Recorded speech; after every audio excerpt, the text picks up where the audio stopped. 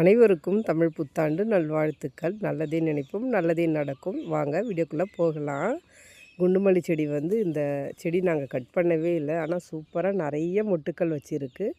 எப்படின்னா இந்த சீசன் டைமில் கண்டிப்பாக பூக்கள் வைக்கும். அதுவே நம்ம கட் பண்ணி விடுறோம் அப்படின்ற பட்சத்தில் இன்னுமே நிறைய பூக்கள் கொடுக்கும். ரொம்ப அழகாக பூத்துட்ருக்கு. ஈவினிங் ஆச்சுன்னா அவ்வளோ வாசனை அந்த சைடு கிராஸ் பண்ணாலே. இந்த ஒரு செடி தான் இன்னும் பூக்கள் இருக்குது. மற்ற செடியெலாம் பூக்கள் அறுவடை ஆயிடுச்சு. அதிலே இன்னும் ஒரு செடியில் மொட்டுக்கள் இருக்குது. உங்கள்கிட்ட அதையுமே காமிக்கிறேன். ஏன்னா மல்லிகைப்பூ சீசன் அப்படிங்கிறது நம்ம வீட்டில் நிறைய பூக்கள் இருக்கும்போது அதை நம்ம அப்படியே விட்டுருவோம். ஆனால் பூக்கள் இல்லாத டைமில் ஒரு முழம் ரூ. 50 ரூ. 60 அப்படின்னு சொல்லிட்டு போயிட்டு வாங்கும்போது தான் அந்த பூக்களோட அருமையே நமக்கு தெரியும். சரிங்களா? அந்த அளவுக்கு குண்டுமல்லி பூக்கள் மார்க்கெட்டில் நல்ல விலை போயிட்டுருக்கு. இப்போ சீசன் அப்படிங்கிறதுனால விலை குறைஞ்சிருக்கவும் வாய்ப்பு இருக்குது. காலையிலே பூக்கள்லாம் பறித்து கட்டி எடுத்து வச்சிட்டோம்.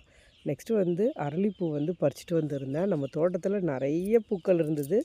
வீடியோவுக்கு பார்க்குறதுக்கு டிசம்பர் பூ மாதிரி கூட இருக்கும். மாலை கட்டலாம் அப்படின்னு சொல்லி காலையிலே பறிச்சிட்டு கட்ட ஆரம்பிச்சிட்டேன். பறிக்கிறதெல்லாம் வீடியோ எடுக்கல, போர் அடிக்கும் அப்படின்னு சொல்லி. ரொம்ப சூப்பராக இருந்துச்சு. ஏன்னா முருகருக்கு அரளிப்பூ ரொம்ப ரொம்ப உகந்தது. அதுவும் பாருங்கள், இவ்வளோ நாள் பூக்களே இல்லை, அறுவடையான மாதிரி இருந்தது. கரெக்டாக ஒரு வாரத்தில் சூப்பராக நிறைய பூக்க ஆரம்பிச்சிடுது. சரின்னு சொல்லிட்டு கூடையை எடுத்துகிட்டு போய் காலையிலே நானும் என் சின்ன பிள்ளையும் பறிச்சிட்டு வந்துட்டோம். ஃபஸ்ட்டு மாலையாகவும் கட்டவும் ரெடி பண்ணிட்டேன். கட்டிட்டு முருகர் படத்துக்கு போட்டுடலாம் வாங்க.